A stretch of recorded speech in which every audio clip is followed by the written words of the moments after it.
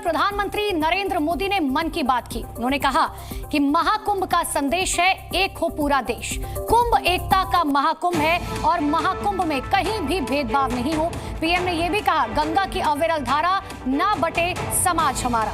तो बड़ी खबर इस वक्त की आपको दे रहे हैं। प्रधानमंत्री नरेंद्र मोदी ने आज मन की बात की जिसमें उन्होंने कुंभ का जिक्र किया। पीएम मोदी ने कहा महाकुंभ का संदेश है एक हो पूरा देश। कुंभ एकता का महाकुंभ है, वहां कहीं भी भेदभाव की कोई जगह नहीं है। पीएम मोदी ने एक और नारा दिया गंगा की अविरल धारा ना बटे समाज हमारा।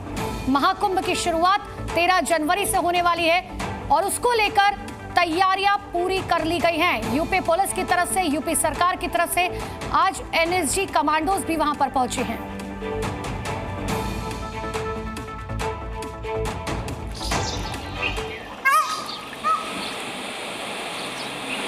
गंगा की अविरल धारा न बटे समाज हमारा।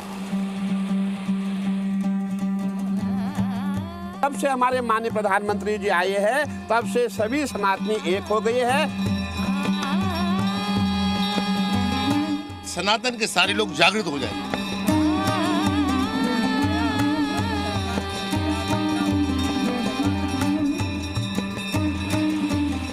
धर्मगुरु है और धर्मगुरु की जिम्मेदारी है अपने सनातनी लोगों को जागरूक करना। संगम नगरी सज चुकी है, भक्ति साधना और अध्यात्म की त्रिवेणी प्रवाहित हो रही है। इंतजार है बस 13 जनवरी का, जब आस्था के महाकुंभ का आगाज हो जाएगा। सनातनी महापर्व है तो जिम्मेदारी भी बड़ी है, इसीलिए एकता का उद्घोष हो रहा है।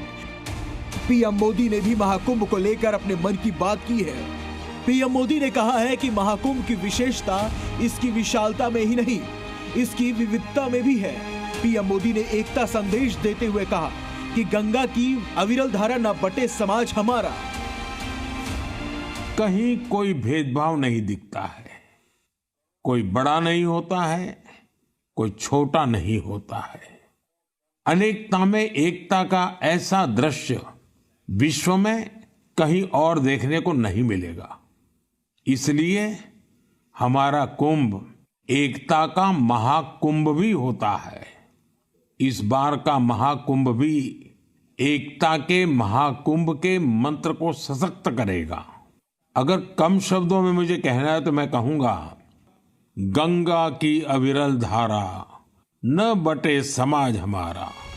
साधु संत भी ये मानते हैं कि पीएम मोदी के आने के बाद से सनातनी एक हो गए हैं, जाति का भेद दूर हो रहा है। इस महाकुंभ में पूरे समाज का ये एकता संदेश विश्व भर में जाएगा।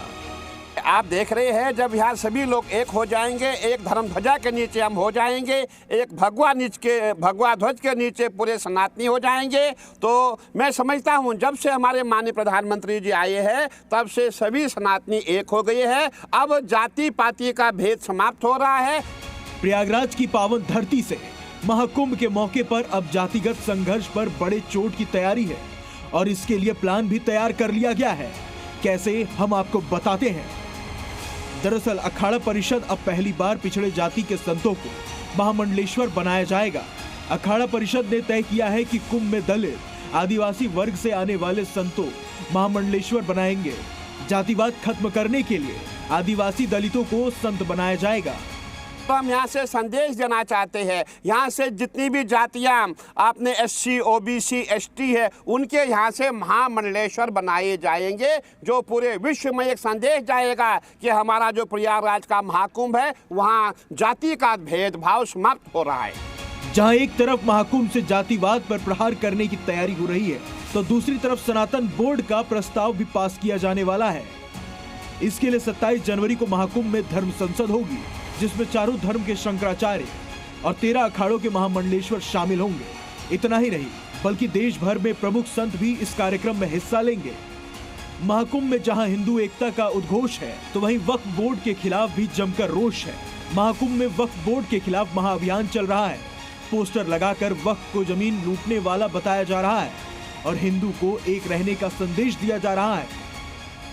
ये जो बोर्ड लगाए है वो मैंने जिम्मेदारी से लगाया। मैं धर्मगुरु है और धर्मगुरु की जिम्मेदारी है अपने सनातनी लोगों को जागरूक करना। वक्फ बोर्ड का जो कानून है, हम मुस्लिम समाज के खिलाफ बिल्कुल नहीं है। वक्फ बोर्ड का जो कानून है ये राजनीति वाले लोगों ने वोट बैंक इकट्ठी करने के लिए किया है और उसका असर हमारे सनातन लोगों को भुगतना पड़ रहा है। कुल मिलाकर कहा जा रहा है कि इस महाकुंभ में सभी रंग है, उमंग है और आस्था के रंग में पूरी संगम नगरी सराबोर है। साधु संतों के अखाड़े सज गए हैं। श्रद्धालु इस सनातनी महाउत्सव का बेसब्री से इंतजार कर रहे हैं। प्रयागराज से प्रमोद शर्मा, ब्यूरो रिपोर्ट, जी मीडिया।